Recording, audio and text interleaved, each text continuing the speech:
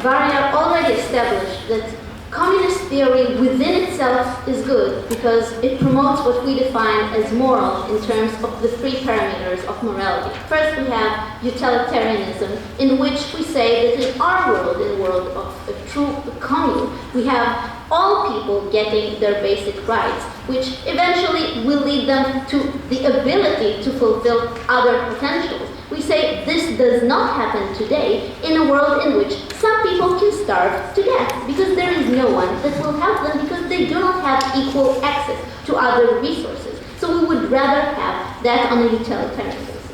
The second idea that Varia gives you and was ignored is about the perspective from the ontological point of view, in which we say that all of the logical basis of communism it supposes that human beings are an end of themselves, meaning that it doesn't matter what they do, it doesn't matter what they think, it doesn't matter what their preferences are, all have the right to have their basic needs met. And we think that this is moral in the sense that it sees us all as human beings, as not as animals like we got in the people eyes. And third, we gave the idea of communism makes you a better person. It encourages virtues in other people. Because once you are a part of a commune, you must contribute to others. You must take the best of yourself in order to give. And even if you give a bit, you are still inclined to do that. Now, this also points out to the idea that we got about free riders. Because we say that there will be less free riders in society in which you are constantly under the pressure to give to others because this is what defines you as a moral human being and as a part of society. So unless you want to be ostracized by others,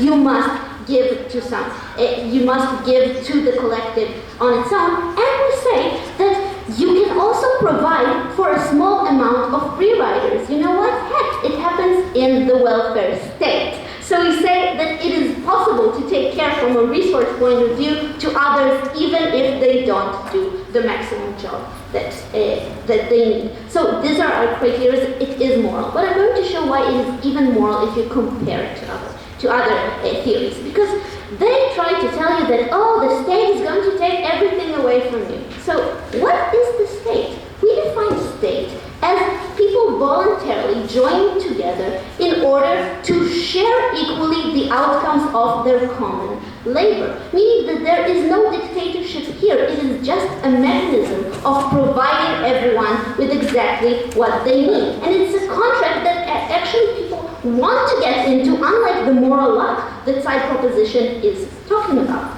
Now, when we say that we need to provide you with your basic needs, they accuse us of not defining what are basic needs. But you know what? If no one can define what basic needs are, then you cannot have a welfare state, because then you don't have a minimum standard of living that the government can decide what is. So we would rather go with our criteria of the Maslow pyramid and to go on from there to have more. And if people will work harder, then everyone could have more of those rights eventually, because they would get more out of the fruit of their labor. Now, also, they tell you the idea, which is very problematic. They say people have the right to be selfish, and that is a problem, because we see this as the source of immorality.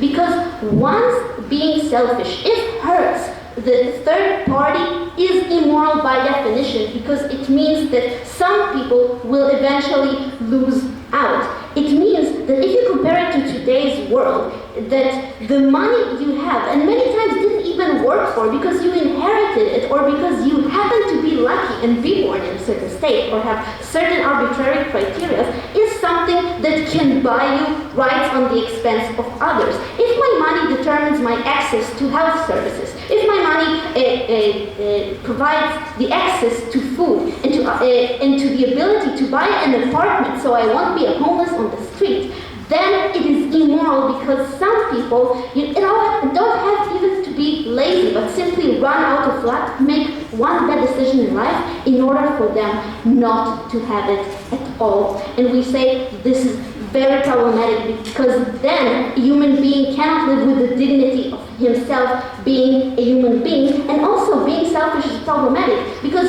if you do have limited amount of resources, it means that you have an interest of screwing over the other guy. Because then it means that if you have more power over him, you will eventually get more. So it encourages you to look the other way if you see someone suffering.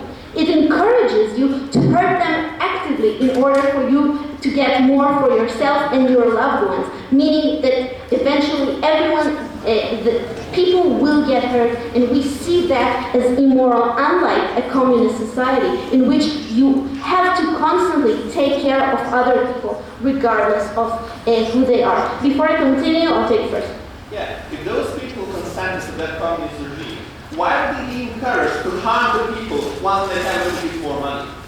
They are not encouraged to harm other people. They are encouraged to give everything that they have for others and to take care of them because they live with them in the commune. So we think that it is very moral. Okay. Now also they tell you that a person on our model has less value if you compare them to the collective, to society. We say that it is better that people have less value in the collective than some people having less value than other people. But also, we are saying that society as a whole includes that individual. So even if he gives away some of his value, at least he gets value, unlike a system which discriminates between others. And you know what? Even if you don't buy our entire analysis, we say that the fact that communism existed created the welfare state and created all the good things that you wanted. Because once we had the USSR and we had a competition of ideas and we had people that actually started thinking about the idea that everyone is equal and everyone deserves, then democracies panicked. Then they said, we need to give a minimum wage. Then they said, we need to compete in order for people not to become the USSR. And then they became more moral in terms of giving people more of the rights that they needed. And we believe that this kind of competition created an even more moral world globally. So for all of those reasons, please oppose.